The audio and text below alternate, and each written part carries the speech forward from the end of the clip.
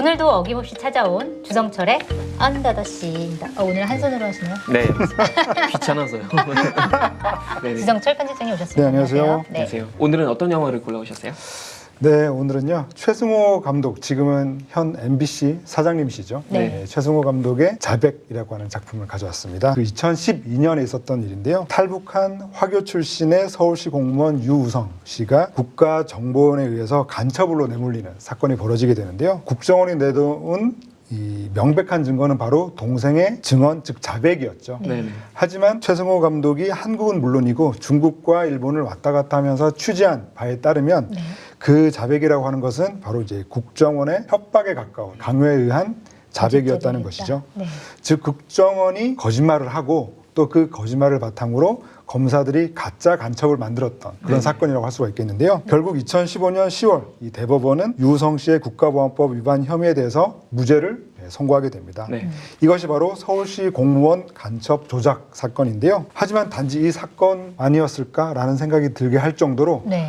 이 작품은 우리에게 좀 큰 울림을 주는 그런 작품이었습니다. 네, 맞습니다. 그 당시 이제 서울시 공무원 간첩 사건이라고 해가지고 언론에서도 굉장히 많이 떠들었던 그렇죠. 사건이었고 그 사건을 풀어가는 과정도 굉장히 많은 언론들의 이제 관심을 받았던 것 같은데 박정희 정권 시절에는 굉장히 많이 있었다라는 건 우리가 알고는 있지만 이제 박근혜 시절까지 그러니까 이게 최근이잖아요.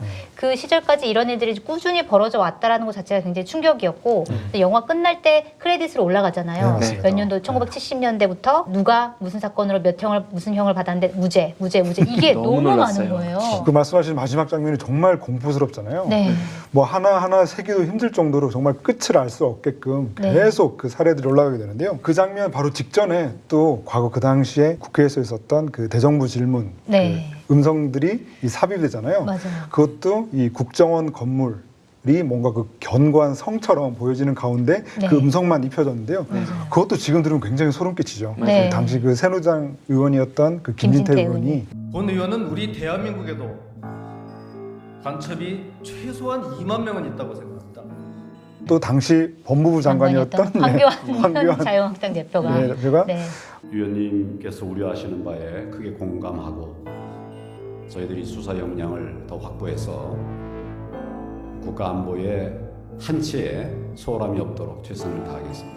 그 황교안 대표의 멘트에 네. 자막이 없어요. 네. 황교안 대표라는 말이 없어요. 근데 그렇죠. 목소리만 딱 들어도 아 이거 황교안이구나. 그걸 이걸 노린 것 같더라고요 보니까. 그렇죠. 네. 그러니까 이 당시에 사실은 영화를 작업을 할 때만 해도 네. 법무부 장관이었는데 영화가 개봉될 즈음에는 아주 승승장구를 해서 바로 국무총리까지 네. 됐죠. 근데 저는 이 영화를 보면서 이제 국정원과 검찰이 어떻게 보면은 심지어 어떤 국제적인 문서까지 위조했잖아요. 그렇죠. 그 중국에서 발급했던 그런 문서까지 이제 위조시키는데 그 동기가 뭐였을까요? 저는 그거 너무 궁금했었거든요. 중요한 국면마다 이른바 그 북풍이라고 하죠. 이 국가 안보를 둘러싸고 이제 공포 정치를 펼치는 방식이 네. 바로 그 오랫동안 이어져온 그 보수 정권의 아주 중요한 통치 방식이었는데요. 사실 마지막 그 크레딧에도 그 표기돼 있습니다. 그러니까 그 1959년 그 이승만 정권의 그 조봉암 사건, 그러니까 이것도 이제 간첩이라고 조작을 해서 심지어 사형까지 처했던 일이 있었고요. 맞아요. 네. 또 1975년 또 박정희 정권은 인혁당 사건을 또 간첩이라고 또 조작을 해서 전부 또 사형에 처한 일이 있었거든요. 네. 그만큼 정말 그때 있었던 그 과거의 일이 80년대, 90년대도 아니고 2010년대에 벌어졌다고 하는 것이 네네. 정말 소름 끼치는 일이죠. 이 영화 보면서 그 최승호 감독 그러니까 지금 네. 현재 MC 사장 그분의 폐기어린 그 취재 특히 인상 깊었던 장면이 원시훈 전 국정원장에게 이런 일을 벌인 게 당신이 국정원장 시절에 이런 조작 사건이 벌어지고 많은 사람들이 피해를 받았는데 이거에 대해서 사과라도 해야 되는 거 아니냐라고 그렇죠. 얘기했는데 끝까지 대답하지 않고 나중에 우산 속에 가려진 표정을 딱 봤더니 웃는 표정으로 가는 이 장면이 정말 너무 인상적이었어요. 네. 지금 말씀하신 그 최승호 감독의 그 패기가 정말 이 영화를 지탱하고 있는 어떤 그 긴장감을 주는 가장 네. 중요한 동력 같은데요. 최승호 감독의 그 인터뷰 내용에 따르면은 내 후배나 동료들이 이 사건을 취재했으면은 내가 이 사건을 취재할 일이 없는데 아무도 하지 않으니까 내가 한다라는 얘기를 했죠. 그런 것들을 보면 이 시기는 정말 공영방송에 암흑기였고 왜 최승호 감독이 당시 그 뉴스타파를 통해서 이런 작업을 할 수밖에 없었는가라는 것을 알 수가 있고요.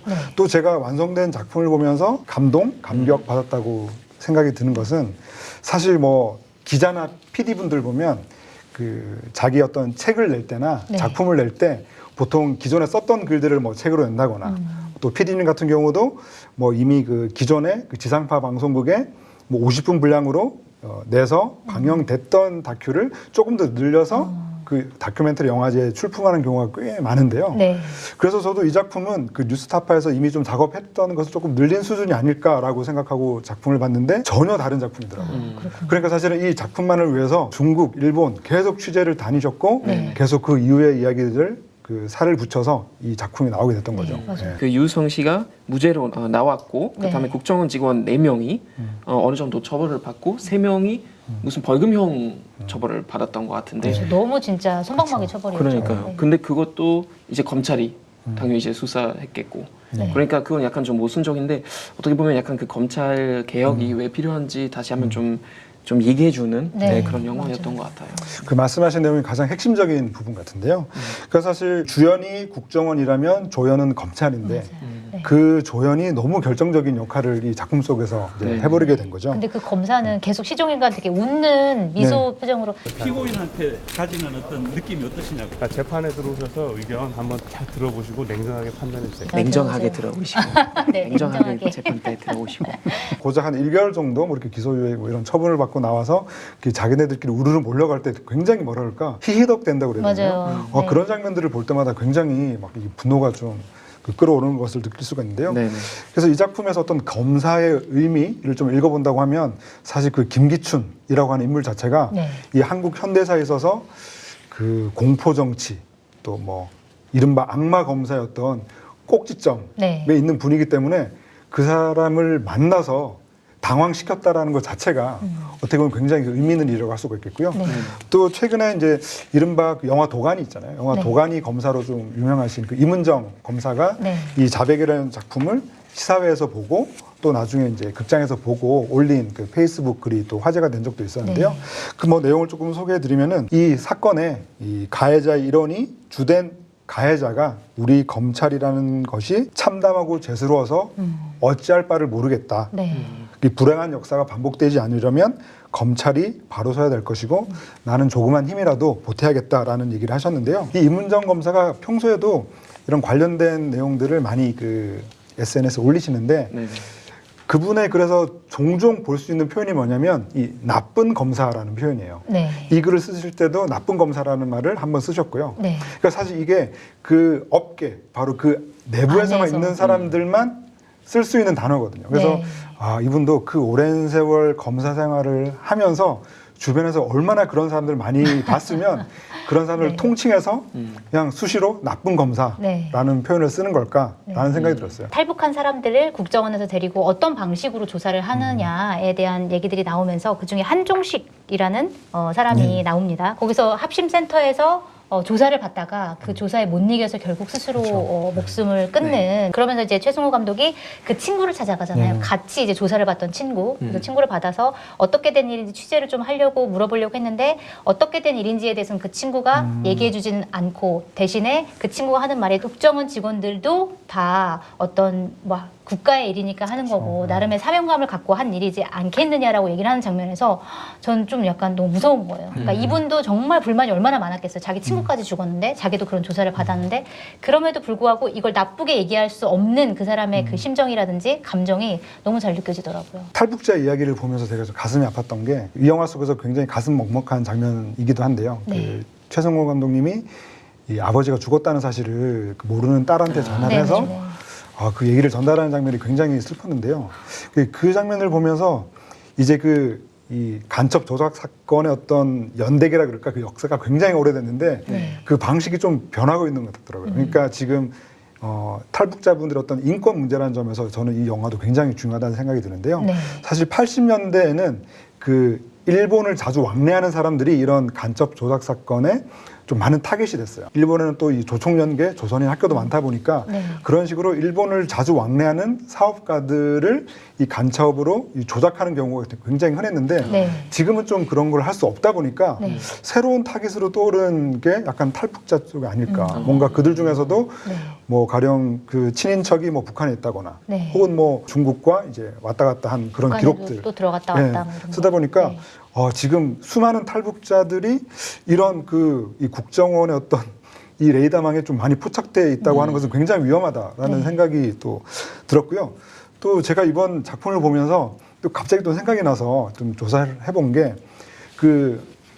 뭐 저희 어렸을 때 이 간첩 신고하면 뭐 3천만 원, 네네네. 뭐 5천만 원, 네. 뭐 이런 게 있었잖아요. 맞아요. 지금도 뭐 네, 지하철 가보면 그쵸. 뭐 써 있잖아요. 네. 간접 신고는 그래요? 몇 번으로 네, 써 있어요. 그래서 그때만 해도 그 한국의 그 초등학생들은 네. 뭐 간첩 잡으면 뭐 5천만 원 받는다 뭐 이러면서 굉장히 뭐 그런 것들을 막 그 농담처럼 많이 주고받고 했었는데요. 네.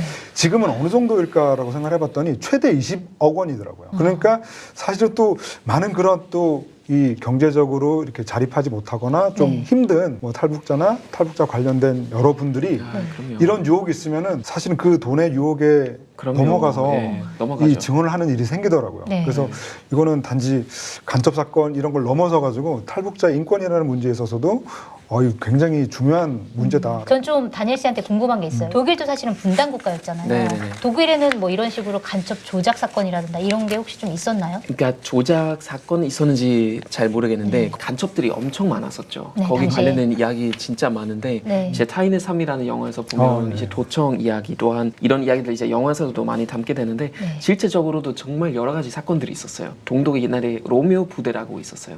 로미오 부대요? 로미오 부대. 네. 로미오 부대 뭐냐면은 동독에서 그러니까 이제 동독 출신인 엄청 잘생긴 남자 간첩들 말하는 거예요. 아 잘생겨서 로미오군요. 네, 그래서 로미오 부대라고 했었는데 네. 그 사람들이 이제 서독으로 가는 거죠. 서독으로 가서 정부 관련된 시설, 뭐 예를 들면 뭐 교통부나 법무부, 외교부, 중요한 곳으로. 네네, 중요한 중요한 기관에. 곳으로 가서 거기 여자 비서들 이제 좀 접근하고 결혼하기도 하고 국가 비밀을 이제 네. 이제 알아내는 네. 그런 부대가 실제적으로 있었고 네. 심지어 윌리 브란트 되게 유명한 총리잖아요. 서독 총리. 윌리 브란트 옆에 있었던 아주 가까운 정치인이 나중에 동독 스파이였다는 것이 밝혀진 거예요. 오랫동안 서독에서 활동하다가 네. 아예 그 SPD라는 당에서 엄청 이제 승진하다가 결국 거의 총리급까지 올라갔던 그런 알고 사례도 보니 있었어요. 스파이였다. 네, 맞아요. 근데 말씀하신 그 타인의 삶이라고 하는 작품은 정말 저도 되게 재밌게 봤던 작품인데요. 네. 그러니까 과거 그 동독 시절에 간첩을 색출하기 위해서 그냥 24시간 계속 도청하는 사람의 이야기였는데 네. 도청을 하다가 오히려 이제 이 내가 도청하고 있는 사람이 그 간첩이 아니라 네. 알고 봤더니 너무나 좋은 사람들인 거예요. 네네. 그 인품에 감화되는 그 이야기인데요. 그 작품도 함께 보시면 되게 좋을 것 같아요. 저는 사실 고백할 거 있어요. 뭔데요? 전 대학원 여기서 다녔잖아요. 네. 근데 국제 이제 관계를 공부했으니까 그리고 네. 007 되게 좋아했어서 네. 저 한국 국정원에 지원하려고 했었어요. 옛날에. 아 진짜요? 네네. 아. 그래서 교수님이랑 얘기하다가 네. 교수님이 꿈 깨라고 얘기하다가 혹시 그래서- 비밀리에 한국에서 활동하는 로미오 부대로 국정원 요원 아닌가요? 그래서 심지어 홈페이지도 들어가서 홈페이지 되게 잘 돼 있어요. 그래서 네. 알아보다가 근데 결국은 진짜 실제적으로 그런 홈페이지도 보고 하니까 너무 무서워서 지원 못했어요. 그리고 그쪽에서 독일 사람을 뽑을 일이 없겠죠. 아 그래요? 아, 한겨레- 뽑을 수도 있을 것 같은데. 네. 한겨레 TV에서 이렇게 하시는 것도 약간 빅픽처의 이런 아 그런가 보다. 아, 그럴 수도 있겠다. 아닙니다. 아. 저는 그냥 단순히 그냥 방송인으로서 살겠습니다. 네. 네, 언더 더 시의 또 하나의 코너죠. 시청자 이벤트입니다. 자, 오늘은 어떤 책이 준비되어 있을까요? 네, 오늘 책 소개를 해드리면요. 이서희 작가의 책입니다. 구체적 사랑이라는 책이고요. 가족, 연인, 친구 등 여러 가지 관계 문제로 좀 힘들어하는 분들에게 위로와 공감, 치유를 선물하는 아름다운 책이라는 홍보 문구가 있네요. 네, 저도 왠지 보고 싶은데요. 한겨레 출판사 제공으로 문제를 맞히신 시청자 10분께 선착순으로 드리도록 하겠습니다. 자, 문제 내겠습니다. 간첩 조작 사건을 만들어낸 기관은 어딜까요? 네. 1번은 국정원, 네. 2번은 동물원, 네. 3번은 무릉도원, 4번은 한강공원. 네. 정답 보내주실 곳은 너무 어렵다. 한이.co.kr인데요. 네. 보내주실 때 꼭 주소와 전화번호 그리고 성함을 남겨주시면 되겠습니다. 네. 그리고 이 영화에 이제 등장하는 인물이 한 명 더 있습니다. 이게 국가보안법 위반 혐의로 1975년에 징역 12년의 판결을 받았던 제1 유학생 김승효 씨 사례가 나오는데요. 이걸 찍을 때만 해도 이제 다시 재판을 받을 것이냐 말 것이냐 이제 고민하는 시점이었는데 다행히 작년에 재심에서 무죄 선고를 43년 만에 받았다고 하고요. 이 43년이라는 세월이 얼마나 긴 세월이에요. 네. 그러니까 이런 세월 동안 정말 삶이 망가져 버리는 거네요. 한 사람의 삶이 맞습니다. 망가져 버리는 건데 이런 일들은 앞으로 역사에서 반복되지 않았으면 좋겠다는 생각을 해보게 됩니다. 늘 기다리시는 주성철의 안다듯이 안다듯이. 다음번에도 찾아오겠습니다.